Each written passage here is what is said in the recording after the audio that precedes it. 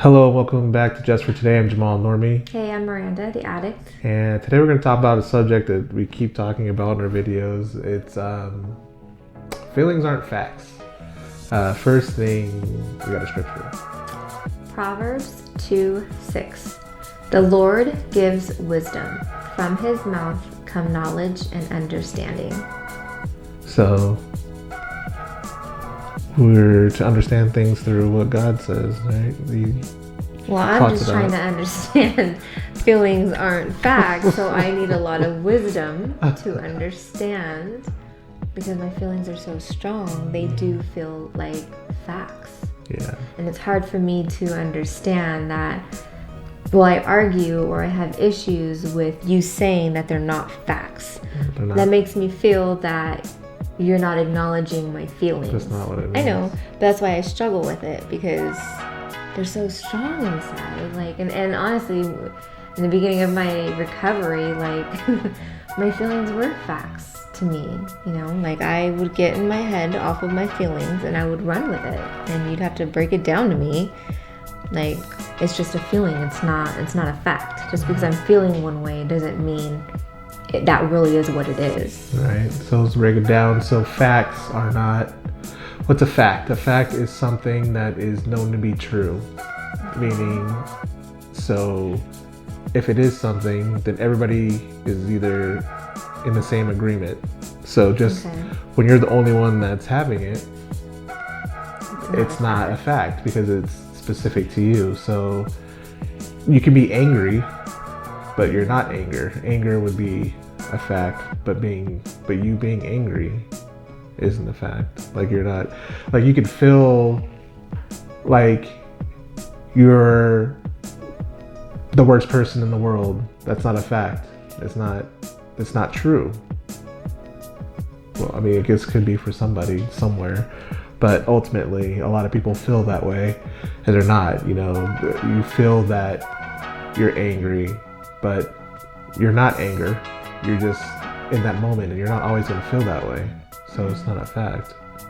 You know, what's going on in your head and inside of you is not what everybody else feels. That's when we say feelings aren't facts. It's not acknowledging. It's not denying. It's not denying your feelings. You know, it still has to be acknowledged. But when you let that become a fact, when you try to make it something, and then that's what you're going off of. Yeah. That's what makes it a fact. I really struggle. Yeah, you do. You always have. I mean, you've gotten a lot better. I have, because I recognize my feelings and where they're going. Like in the beginning, like my feelings were just all over the place. Yeah. Like, all over. Yeah. Yeah. Like all over. Times have changed. You've gotten a lot better, but you know, it's still in your head sometimes. Well, we all do. Everybody does it. Yeah. You know, it's. No, but I can really run with it. Yeah. Like I can. What my issue is having a feeling and just being so wrapped in that feeling, like it was the end of the world, whatever it was, you know. Like, it just takes me back. Like it just takes me, like, you know, just like my feelings. Yeah. My feelings honestly felt like facts. Like it is what it is. Often in that scenario, for instance, you can probably relate to this or whatever the case is, but you can think about something. Now you're way over here, so you could be sitting listening. Somebody could say something to you about something and they don't mean anything by it, but then you take it in your head and you start trying to break it down and you're really thinking about it. Now you're acting on it. And you know, it could be something that's needed. Like, I don't care about that. Wait, you don't care about that? Why don't you care about that? Is it because I put it there? Like, why don't you care about that? I don't understand. Is it because of like you can go down this whole path? Now you're angry at this person, or mad or sad about whatever happened, and to them, they're like, what? They don't even know. I don't even know what happened. But my thing is that I do that, but then I keep it inside. I don't talk about it. I don't let that other person know that that's what's going on. And then it just turns into this whole unnecessary drama. Yeah. You know, it happens to me all the time. Yeah. I've never experienced it as much until I met it. Well, I've known you guys until I started really dealing with you guys. You guys, all of you guys, like your whole family is like that. But you guys never know. Because we don't want to be an inconvenience, right? And so I don't want to talk about it because then I have to confront my feelings. I have to confront what I'm thinking. Even though that's the best thing to do, like that's what I've learned. Just talk about it, let it out. Don't like let it build up. And that's what I would always do. It would just build up. What did I learn this week? That, you know, expectations turn into resentments. And that's what I did. Like I had a lot of built up resentment just because I didn't talk about my feelings or my thoughts or how I took something the wrong way. Yeah. You know, or even, I'm learning vice versa now to where if I have a situation where I think somebody took something the wrong way, like instead of me getting in my head and playing out all these scenarios, well, maybe it's because of this, maybe it's because of that. Like I can't do that anymore. I have to stop and like reach out to this person and let them know, hey, you know, like what's going on. That's being the better person and just being responsible, really. Just addressing the situation, addressing those feelings, addressing the emotions, and just, you know, that's adulting. Yeah, it's adulting. It's adulting. I'm learning how to adult. Finally. But you've come a long way. So long. It's crazy. And I think that there's still people out there that are going through that, you know, like on a daily basis, hourly basis. And it's like a snowball, you know, you throw it, that little snowball down the hill that doesn't really mean anything, and as it goes it picks up other things, other feelings, and all. Now this is avalanche of emotions, and that was everything about me. But emotions, we need emotions, right? Like it gives us caution, it gives us you can't be all logic. Like I'm very logical, and I used to be a whole lot more logical. So there hasn't been a balance on both ways. You know, because you can't just be logical. There has to be some sort of feeling in what you're putting into something. Otherwise, are you a robot? You know, it's that whole Terminator thing, you know. Because you still have to put other people's, like having feelings where if you have logic, right? Yeah. And if you have a situation where if you're just thinking about logic, like you still have to put another person's, you know, feeling. I don't want to say feelings, but you have to put them into consideration. You know. But yeah, you do have to put someone else in consideration. It's about finding a balance, really. And then when you're expressing, you can't do things in your feelings. So even if you're expressing something, you can't be in your feelings when you're expressing it. Like it's good to talk about things and get it off your chest and things, but sometimes you have to put it on a pause, wait for yourself to calm down, not be in the same sort of situation, and then talk about it. Yeah. Because that's what I would do is like, I would be so in my emotions, feeling one way, but then that's because that's when I had the courage, or, you know, it's like it's so built up, like I have to get it out. So now I'm like speaking on anger, I'm speaking on resentment, I'm speaking like out of all these like high emotions. And that's what I've learned in my recovery is like, okay, you know, yes, you have these feelings, which is normal, it's okay to have, but like, yeah, just stop, give it to God, pray about it, think about it. You know, you have to process it so that you approach the situation in a healthier manner, so that you're not per se attacking the other person. You know, it's not good to attack. And I was all about attacking. Like that's, you know, I attacked because that made me feel better because I was releasing it from me. But then again, I'm just throwing the ball to somebody else. Now they have that. So yeah, definitely calming, like approaching the situation in a calm manner and dissecting your feelings and putting them where they need to go before you discuss the situation. Yeah. You should always be cognizant, like thinking about things like so this week, and it kind of ties back to what our last one with anger, which is feelings aren't facts, they're all feelings, right? So not this week, but the other week, me and a coworker was walking around and he wasn't wearing his name tag, right?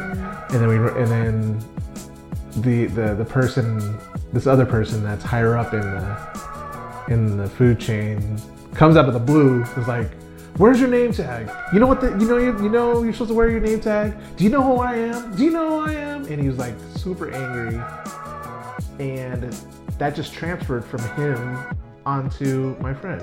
Like, so and then he walks off. The other guy walks off, and then me and my friend was like, what was that about? And then so people don't always think about how your emotions can affect anybody. To him, in that moment, he was stressed. He emailed us like 5 minutes later and apologized, but still, like, that was unnecessary. All that could have been avoided if people just stopped to think about what they're doing and how it's going to affect other people.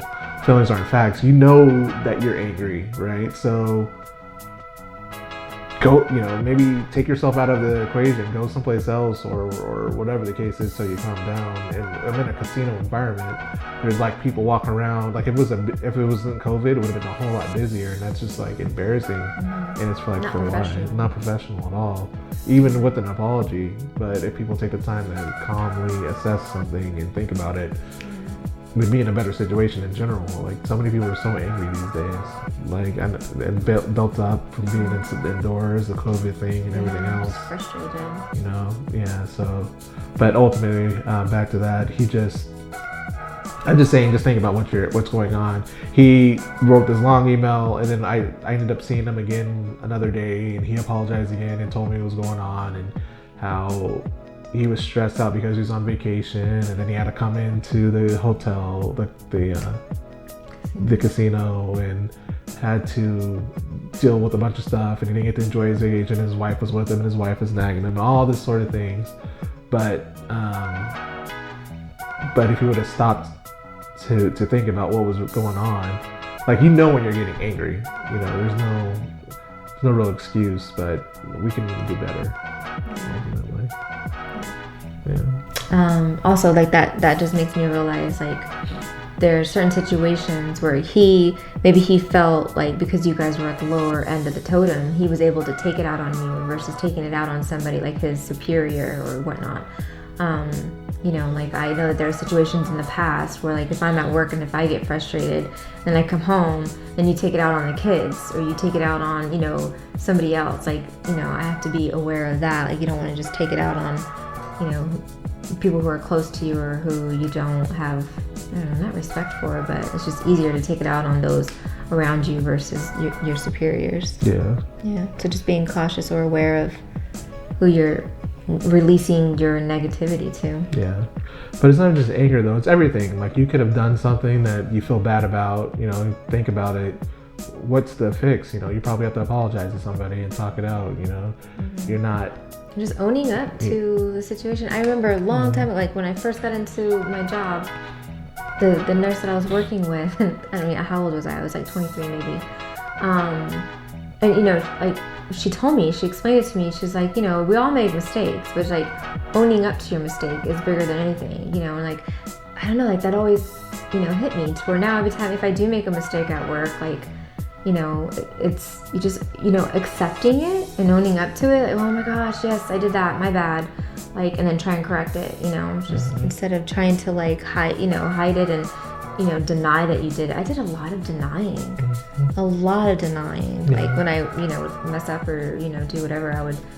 In your disease, while you're drug use? Yeah. Just did anything not to admit it and, like, skirt around the truth, I think that's probably true to a lot of people that are with an addiction, because you don't want to, at least you're not wanting to admit that you're addicted to whatever you're doing. Denial. But to this day, I always remember that. As in, like, if I do mess up, like, now it's just so easy for me to just own up to it and accept it, because again, that turns into resentment, or that turns into, like, another lie and this whole negative ball. And really, there's a release to it. Like, it takes more energy, time, and messes up more things when something takes, weeks, months, whatever, versus owning up to it and getting it out, right then and there. You're talking maybe an hour or whatever it is that you have to do, get it, let it go. If you're feeling sad about something, angry, upset, bothered, it really does, it takes a toll. Like, it's so much easier just to... But it's hard to get to that point to understand how easy and relieving it is to let it go, So a lot of people, I don't know if it's a pride thing or just, like, a not knowledge. They just don't know. But yeah. It's all about it. I'm sure sometimes people don't realize it until they realize it, but if it's happening often enough, sometimes you got to step back and think, maybe it's not somebody else, maybe it's me, and going from there. But people just need to be aware though, be aware of what they're doing. Yeah. In general, feelings are not facts. Yes. All right, that's it for today. Leave us a comment below. Let us know how you feel about that phrase. Do you have something that you feel like you even need to start? This could be the start of the conversation. But like, share, subscribe, do all the things, and most importantly, remember to keep coming back. Stay clean. Bye.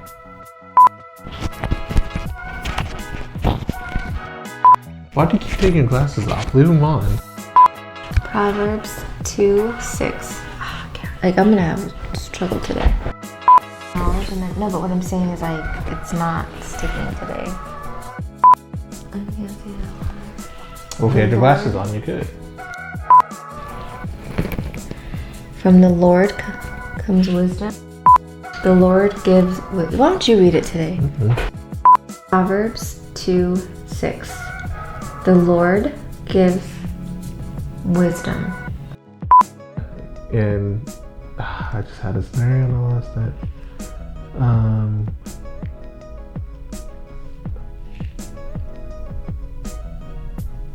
I forgot it. My gray hair sticking out. Probably. They really be Some of them popping up, but they're not long. They're a different type of texture. Why don't you just pull them out then? No, because then two grow back. I don't think that's accurate. I don't think that's true either. But Why not? It's better than having to dye them. when you're losing hair. That's not a hair. It's like this big, and it's just. Are you proud of yours? All your Yeah. it's on your eyebrows. Yeah, they're called Miranda 1, Miranda 2, Miranda 17, Miranda 58, You chose me. Miranda 99, Miranda 266.